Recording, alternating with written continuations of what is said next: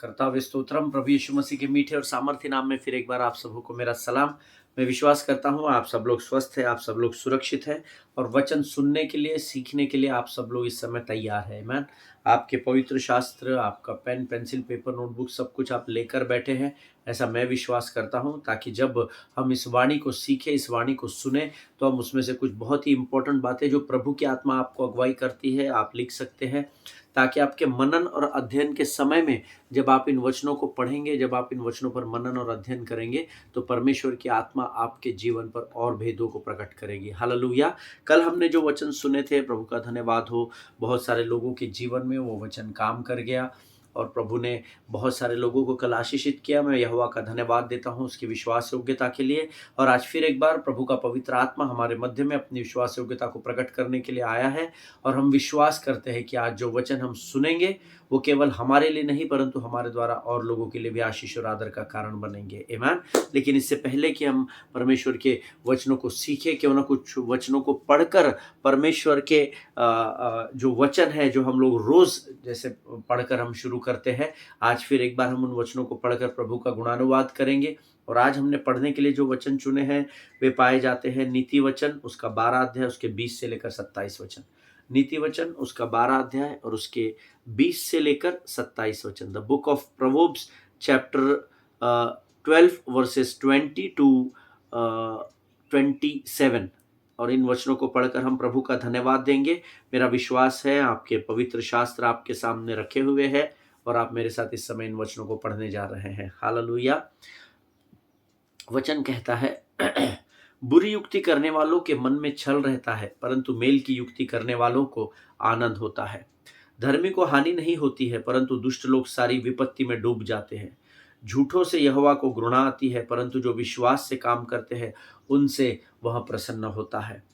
चतुर मनुष्य ज्ञान को प्रकट नहीं करता है, परंतु मूढ़ अपने मन की मूढ़ता ऊंचे शब्द से प्रचार करता है। कामकाजी लोग प्रभुता करते हैं, परंतु आलसी बेगार में पकड़े जाते हैं। उदास मन दब जाता है, परंतु भली बात से वह आनंदित होता है। धर्मी अपने पड़ोसी की अगुवाई करता है, परंतु दुष्ट लोग अपनी ही चाल के कारण भटक जाते हैं। आलसी अहेर का पीछा नहीं करता, परंतु कामकाजी को अनमोल वस्तु मिलती है। हालेलुया। परमेश्वर इन पढ़े हुए वचनों के द्वारा हमें से प्रत्येक पर आशीष दे, अपना अनुग्रह दे। जितनों ने मेरे साथ ये वचन पढ़ा है, प्रभु ने आपसे वचन के द्वारा जरूर बातचीत की होगी, ऐसा मैं विश्वास करता हूँ। बुरी युक्ति करने वाले के मन में छल रहता है, परंतु मेल की युक्ति करने वालों को आनंद होता है। हालेलुया। जो मेल मिलाप की योजनाओं को बनाते हैं, जो दूसरों के आपस के भेदभाव को समाप्त करने में लगे हुए होते हैं, जो रिकंसिलिएशन की बातों में लगे रहते हैं, जो रेस्टोरेशन की बातों में लगे रहते हैं, प्रभु कहता है उनके हृदय को परमेश्वर आनंद से भर देता है। हालेलुया। और ऐसा क्यों होता है? क्योंकि परमेश्वर स्वयं God is a God of reconciliation. Hallelujah. परमेश्वर पुनर्स्थापित करने वाला परमेश्वर, फिर एक बार रिश्तों को जोड़ने वाला परमेश्वर है। और जब वो हमको उसके कार्य को करता हुआ देखता है, तो वचन कहता है उसका मन आनंदित होता है। आमीन। और बुरी युक्ति करने वालों के मन में छल रहता है, ये हम सब जानते हैं। छल कपट ईर्ष्या भेदभाव डाह निंदा, इन बातों से परे रहे, ऐसा कहा गया है। हालेलुया। लेकिन अगर हम इनसे परे नहीं रहते हैं, तो वचन कहता है फिर इसका अर्थ है हमारे मन में छल और कपट बना रहेगा। आमीन। और उसके परिणाम हम सब जानते हैं। धर्मी को हानि नहीं होती, परंतु दुष्ट लोग सारी विपत्ति में डूब जाते हैं। धर्मी की कभी हानि नहीं होगी। और कई बार लिखा है तो दूसरों के विषय में डाहन नहीं करना, है ना। हम लोग कई बार लोगों को देखते हैं, इनका सब अच्छा चलता है, ये सब लोग बुरे काम करते हैं, फिर भी इनको कोई तकलीफ नहीं है। यकीन जानिए उनकी तकलीफ उनको जरूर मालूम होगी। वो प्रकट नहीं होती है, वो आपको दिखाई नहीं देती है। इसका मतलब ये नहीं है कि सब सही चल रहा है। आपको दिखाई देता होगा कि सब अच्छा चल रहा है, लेकिन परमेश्वर भली और बुरी दोनों बातों को जानने और जांचने वाला परमेश्वर है। हालेलुया। लेकिन अगर आप धर्मी हैं तो आपकी हानि नहीं है, ये परमेश्वर का वायदा है। झूठों से यहोवा को घृणा आती है, परंतु जो विश्वास से काम करते हैं उनसे वह प्रसन्न होता है। हालेलुया।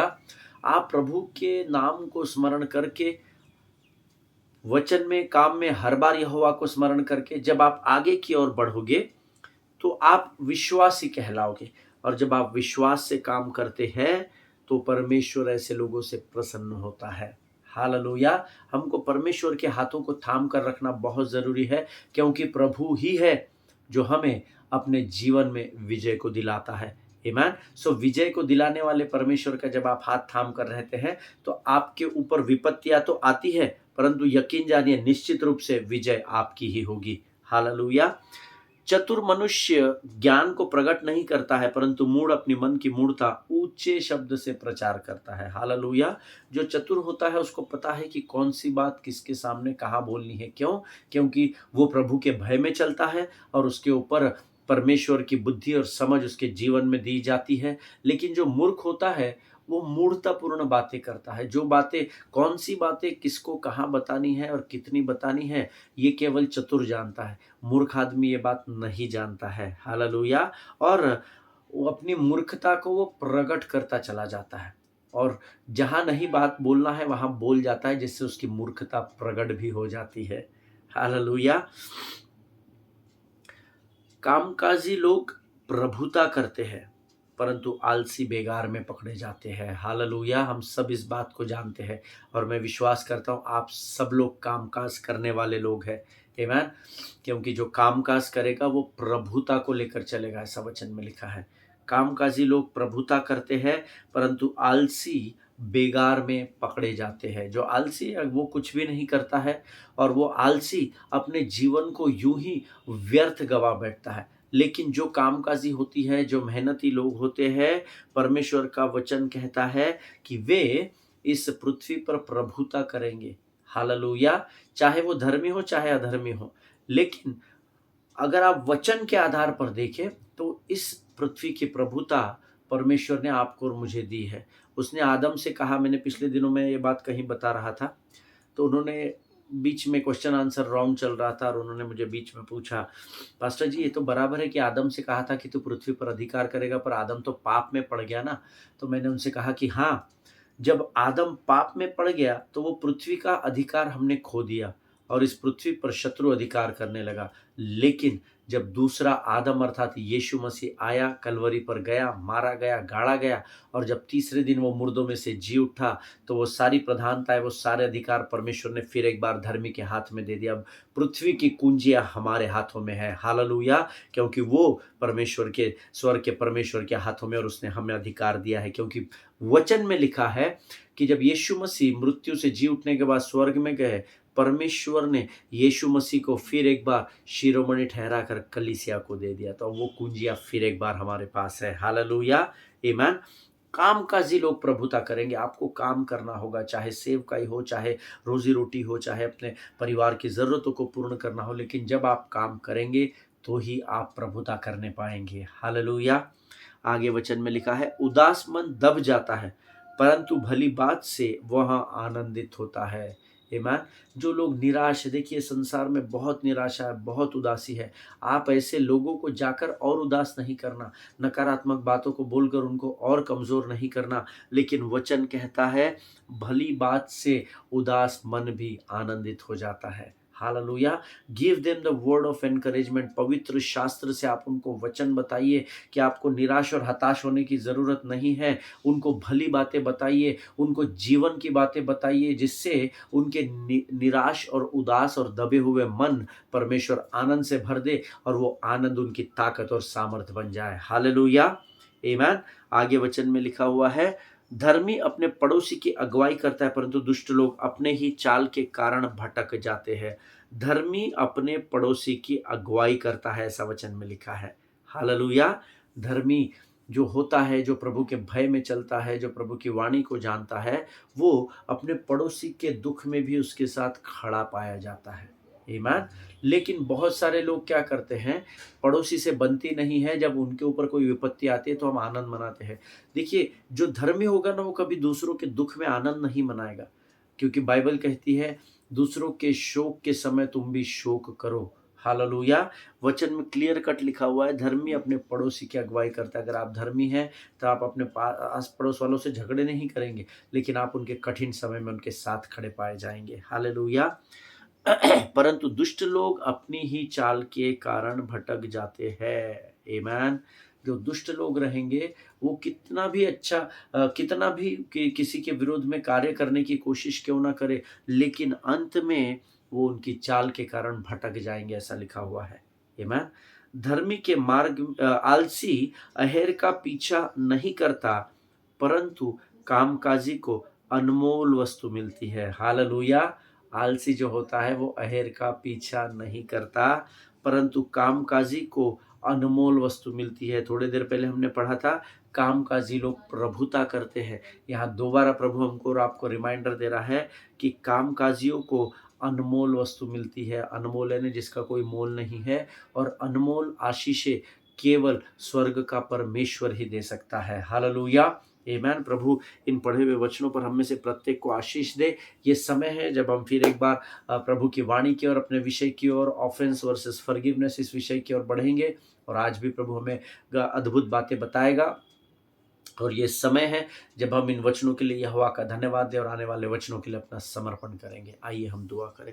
खुदावंद प्रभु यीशु मसीह के मीठे मधुर सामर्थ्य नाम के लिए हम तेरा धन्यवाद देते हैं। राजा, सचमुच तू महान और जीवित परमेश्वर है। तेरी स्तुति करते हैं, तेरी प्रशंसा करते हैं। राजा, धन्यवाद देते हैं परमेश्वर पिता, क्योंकि प्रभु जी तूने आज फिर एक बार हमारे जीवन में प्रभु इन वचनों के द्वारा प्रभु जी हमें आशीष दी है।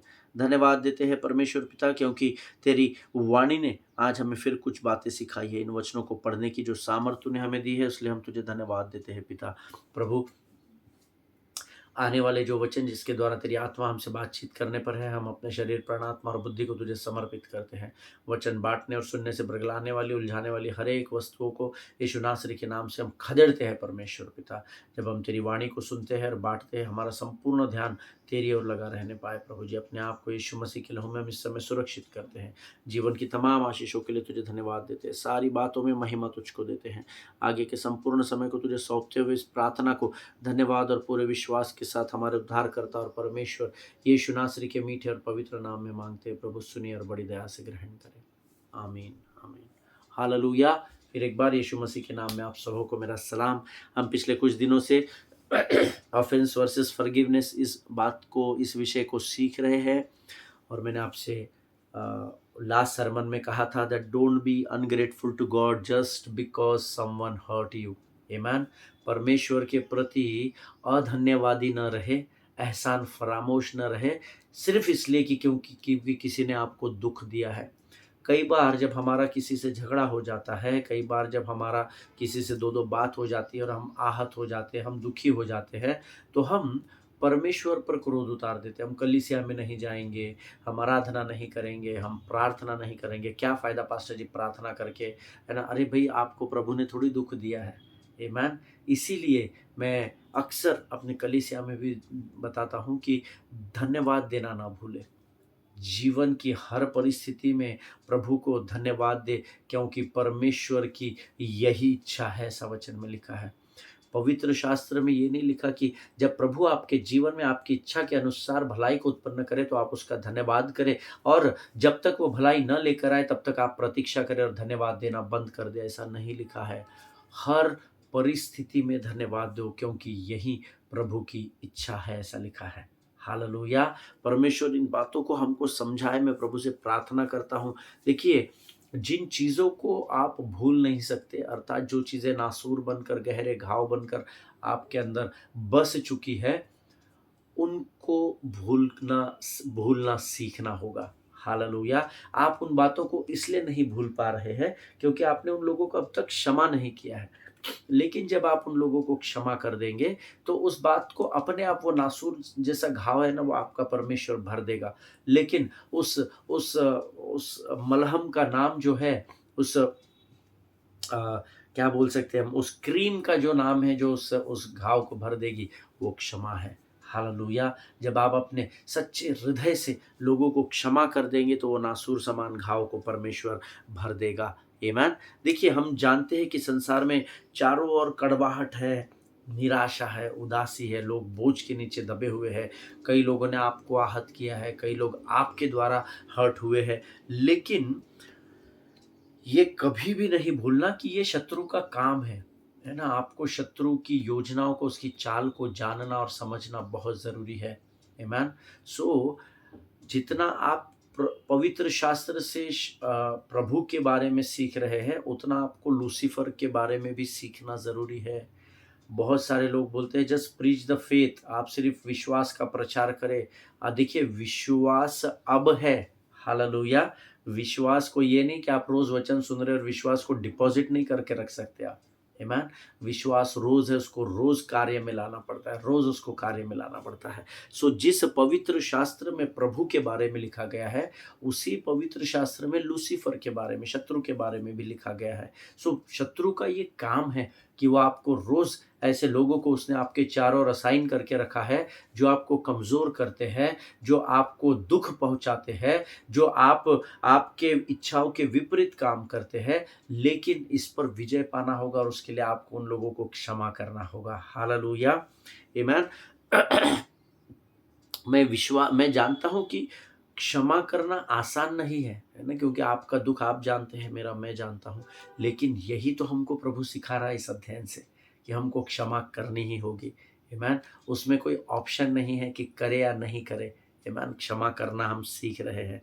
और इस अध्ययन में हमने अभी तक सीखा कि अब तक पौलुस और मरकुस के बीच कड़वाहट और मनमुटाव और उसके परिणामों को भी हमने देखा। और क्या होता है कि देखिए, अगर कोई एक दो बार मैंने आपको समाप्त करते समय लास्ट सरमन में कहा था कि it is very difficult to forget repeat offenders.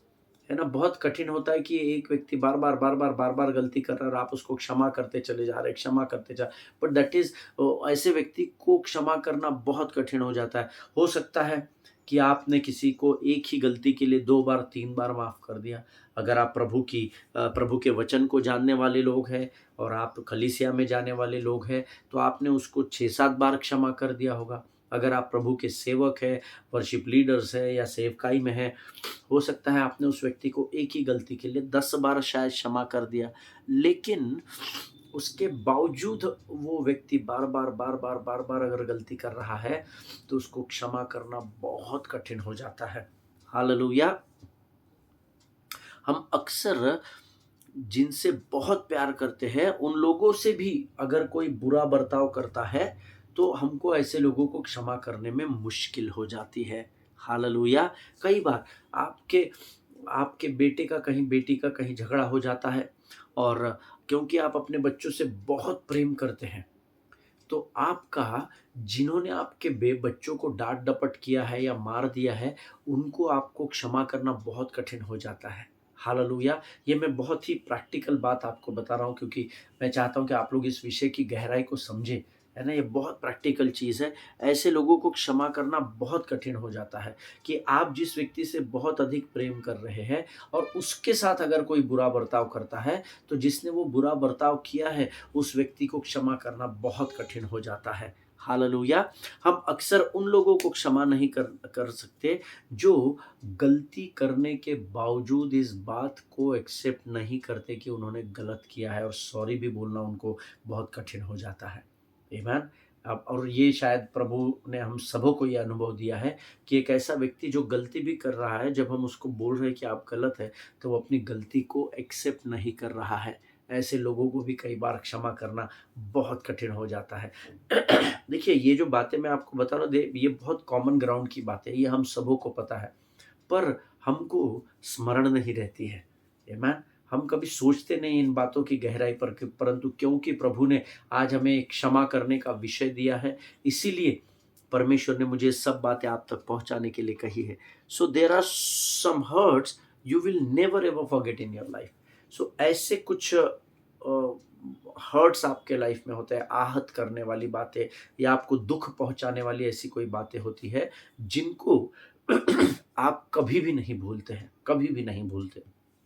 और तब मैं जब इस अध्ययन को कर रहा था और मैं इस पर मनन करने लगा, क्योंकि देखिए, बचपन में हमको सिखाया गया है कि तुमको लोगों को क्षमा करना है और बातों को भूल जाना, है ना? जब हम छोटे थे तो हमारा किसी से झगड़ा भी होता था, तो हमारे मम्मी-डैडी कहते थे कि भूल जाने का उसको, है ना? उसको फ़ॉरगिव, उसको क्षमा कर दे, छोड़ दे, तू क्यों गुस्सा रहता है ना? उसको क्षमा कर दे और भूल जा, अभी दोबारा उस बात को याद मत कर।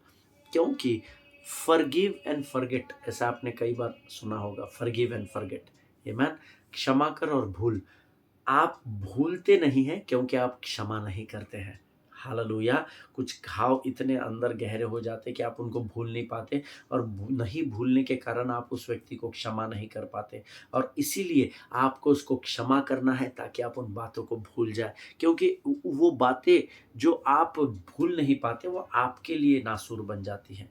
उस व्यक्ति को उससे कोई फर्क नहीं पड़ेगा, लेकिन आपके लिए कड़वाहट का कारण बन जाती है, जो प्रभु नहीं चाहता कि धर्मी अपने जीवन में कड़वाहट के साथ आगे बढ़े। हालेलुया। बट इट्स, अगर मैं ह्यूमनली ग्राउंड्स पर इसको सोचूं तो दैट इज इम्पॉसिबल एक्चुअली, है ना। अगर मैं मानवीय तौर पर या एक इंसान के दिमाग से अगर इस बात को सोचूं तो अरे पास्टर साहब ऐसा होता है क्या, आपको नहीं पता हमने कितना सफ़र किया है। वो अंकल की एक गलती से, उस पासबान की एक गलती से उन्होंने एक गलत स्टेटमेंट मेरे बारे में दे दिया, जिसके कारण मुझे कितना सफ़र करना पड़ा। आप नहीं जानते पास्टर साहब, हम उसमें से होकर गुजरे हैं। ऐसा भी आपने सुना होगा या ऐसा आपके साथ हुआ होगा। Hallelujah. So on humanitarian grounds I know this is very very difficult, है ना। मानवीय तौर पर बहुत कठिन है क्षमा करना, लेकिन हम तो प्रभु की संतान हैं। हालेलुया। जिनके सुनने के कान हो वो सुन ले। कई बार ये हमारे लिए बहुत मुश्किल हो जाता है उन गहरे घावों के वजह से किसी को क्षमा करना जो हमें अतीत में मिले हैं। 20 वर्ष 30 वर्ष पुराने कई घाव होते हैं।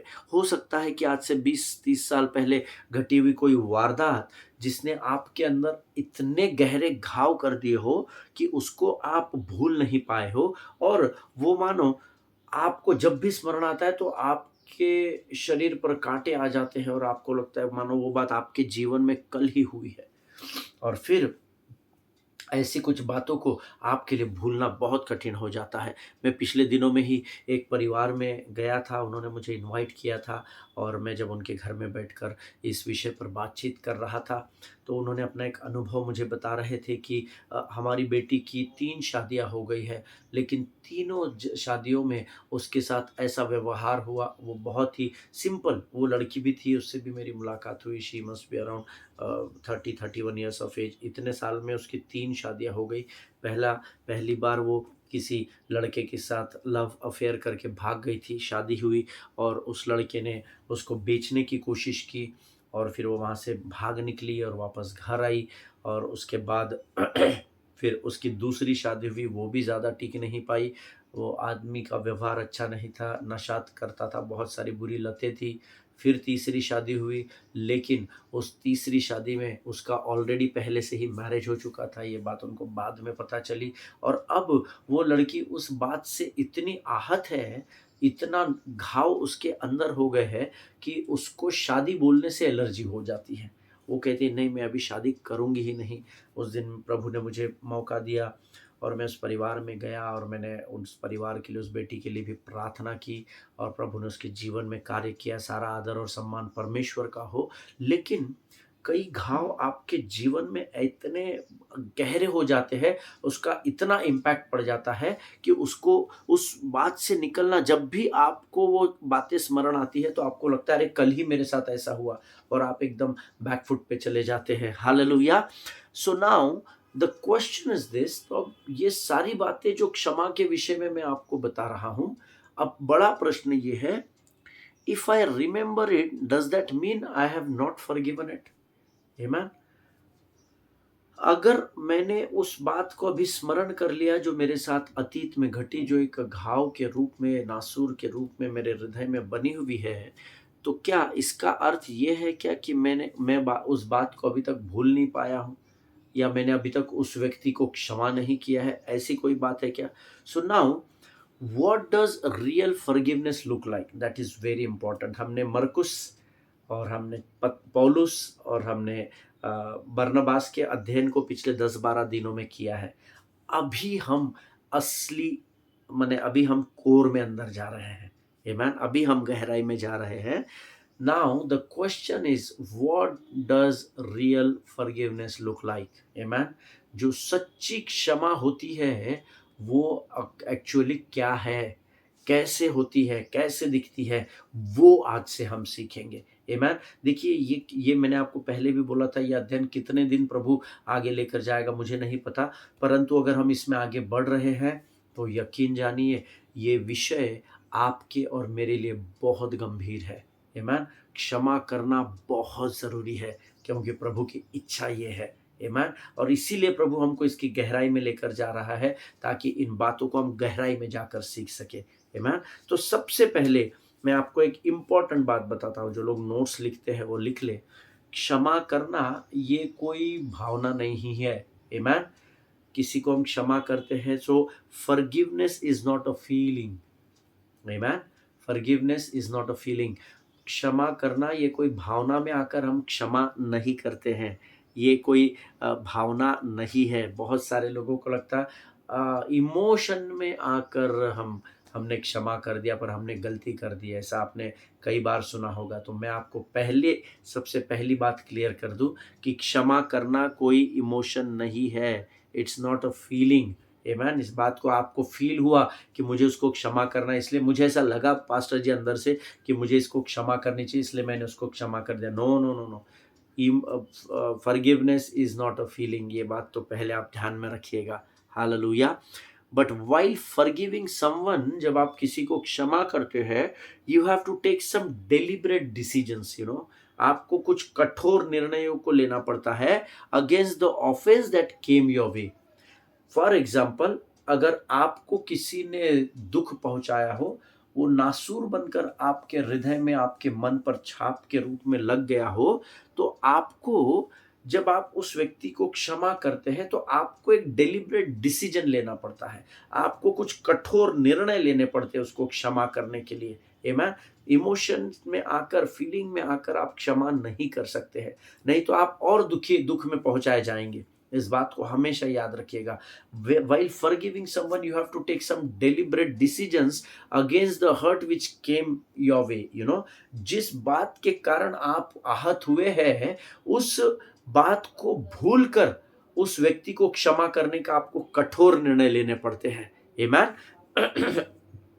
पवित्र शास्त्र में क्षमा करने को लेकर एक बहुत ही अद्भुत, इस अध्ययन पर खासकर क्षमा के बारे में एक बहुत अद्भुत स्टोरी दी गई है, जो यूसुफ के जीवन के विषय में हमको सिखाती है। हम सब, we all know about Joseph life. Amen. हम सब जोसेफ लाइफ के बारे में जानते हैं, ये यूसुफ के जीवन के बारे में जानते हैं, कैसे उसके भाइयों ने उसको भेज दिया, कैसे उसने उनको क्षमा कर दिया, वो सब हम जानते हैं। बट एक सटीक उदाहरण जब मैं पवित्र शास्त्र में पढ़ रहा था, तो यूसुफ के उस अध्ययन पर आकर मेरी आंखें रुक गई और प्रभु ने मुझे कहा, ये उदाहरण तू मेरे लोगों तक पहुंचाना। The story of Joseph is one of the longest narratives. ये यूसुफ की किताब जब आप पढ़ेंगे उत्पत्ति के अध्याय में, तो ये एक बहुत क्षमा के विषय को लेकर विशेषकर बहुत लंबा अध्ययन हमको लिख कर दिया गया है। बड़े दुख की बात है कि हम उसको कहानी समझकर पढ़ते हैं और आगे बढ़ जाते हैं, क्योंकि हमको पास्टर ने बोला है 1 साल में पूरी बाइबल कंप्लीट करनी है।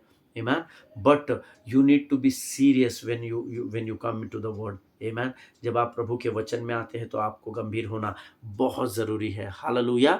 This is the longest narrative in the Bible. ये कहानी, ये जो वाकया है, ये उत्पत्ति के 37 अध्याय से शुरू होता है और तकरीबन 50वें अध्याय तक ये पूरा चलता है, जिसमें 37 से लेकर 47 और ये 3, ये पूरे अध्यायों में आप क्षमा के विषय में सीखेंगे। अरे बाप रे पास्टर साहब, अब इतना लंबा आप सिखाने जाएंगे क्या? नहीं, इसमें से प्रभु ने मुझे कुछ बुलेट पॉइंट्स बताए हैं जो मैं आपको इस विषय के लिए बताऊंगा। हालेलुया। अगर आप यूसुफ के विषय में सीखना चाहते हैं या सच में आप क्षमा के विषय में सीखना चाहते हैं, then I want to encourage each one of you that when you sit with the Lord in your devotion time, जब आप आपके मनन और अध्ययन के समय में प्रभु के साथ बैठते हैं, तो इन अध्ययनों को जरूर पढ़ना। आमेन। और ये अध्ययन हमारे विषय के ऊपर ही आधारित है, ऑफेंस वर्सेस फॉरगिवनेस। जो दुख, जो हर्ट यूसुफ को हुआ, कैसे उसने उस पर विजय पाकर अपने भाइयों को क्षमा कर दिया। हालेलुया। और उसके लिए आपको विशेषकर जो हमारा जो टारगेट अध्याय रहेगा वो है उत्पत्ति की किताब उसका 45 अध्याय, उसके 1 से लेकर 20 वचन। आप आपके नोट्स में लिख सकते हैं। उत्पत्ति की किताब उसका 45 अध्याय उसके 1 से लेकर 20 वचन। आज मैं इस अध्ययन को यहाँ समाप्त कर रहा हूँ और ये होमवर्क आपको दे रहा हूँ कि कल जब आप आए तो आप उत्पत्ति 45 उसके 1 से लेकर 20 वचनों तक ज़रूर पढ़कर आइएगा। हालेलुया!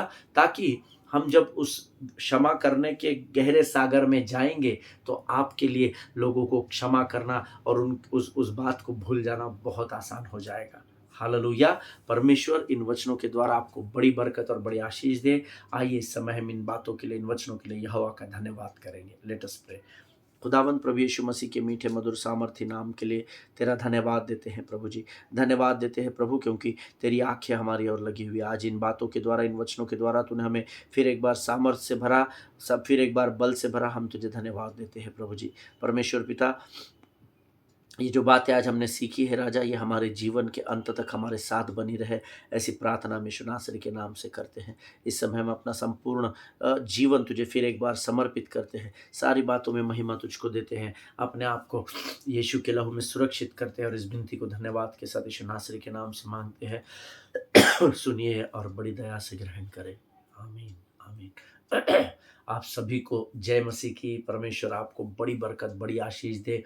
इज़राइल के लिए प्रार्थना करें, भारत देश के लिए प्रार्थना करें, अपने पासबानों के लिए, उनके परिवारों के लिए ज़रूर प्रार्थना करें। एक दूसरे को अपनी प्रार्थना में लगातार उठाकर रखें और कम से कम हर व्यक्ति जो प्रभु में विश्वास पाया है, जो इस समय इस अध्ययन को सुन रहा है, कम से कम एक व्यक्ति को रोज़ अपने जीवन की गवाही बाँटिएगा। हालेलुया! मेरे लिए भी प्रार्थना करें। मेरी थोड़ी तबीयत खराब है और परमेश्वर मुझे फिर एक बार उठाकर पूरा स्वस्थ और पूरे चंगाई के साथ और सामर्थ के साथ मैं सेवकाई में बढ़ सकूँ, इसलिए मुझे भी अपने प्रार्थना में स्मरण रखें। सभी को जय मसीह की। God bless you all.